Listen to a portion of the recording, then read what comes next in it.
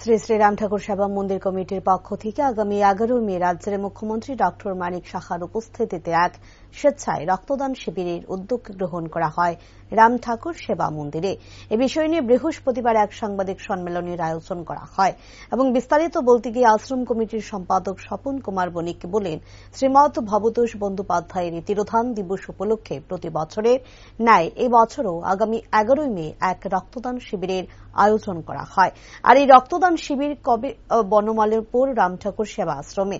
ঠাকুর যখন শ্রীদেহে ছিলেন তখন মানব কল্যাণের দাঁড়িয়ে দাঁড়িয়ে ঘুরে মানবের সেবা করে গেছেন। তাই ঠাকুরের সেই ধ্যান জ্ঞানকে মাথায় রেখে বনমালীপুর রাম ঠাকুর সেবা মন্দির সারা বছর ধরেই সামাজিক কর্মকাণ্ডে যুক্ত থাকে।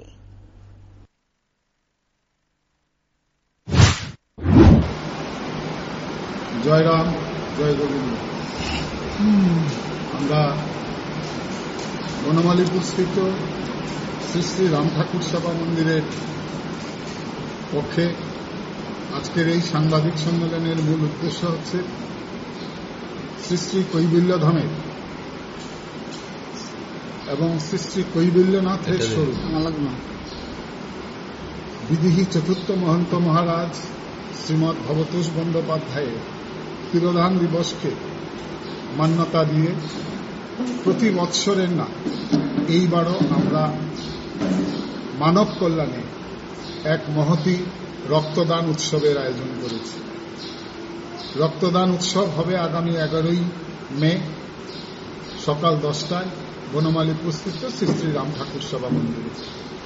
আমাদের শ্রী শ্রী ঠাকুরের দর্শন তত্ত্ব অনুসারে আমরা যেটা উপলব্ধি করতে পেরেছি, ভক্তবৃন্দ যেটা উপলব্ধি করতে পেরেছে, সেটা হচ্ছে ঠাকুর যখন শ্রীদেহে ছিলেন তখন তিনি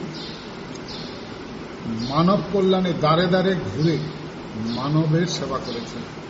আমরা ঠিক ঠাকুরের সেই কথাটাকে মাথায় রেখে আমাদের এই সেবা মন্দির বনমালীপুর শ্রী শ্রী রাম ঠাকুর সেবা মন্দির মানব কল্যাণে সারা বৎসরই কিছু না কিছু সেবা করার ব্রতীতে আমরা থাকি। তার মধ্যে আগামী 11 মে যে মহৎ রক্তদান উৎসব, সেটা মূলত একজন মুমূর্ষু রোগীকে প্রাণে বাঁচাবার একটি মাত্র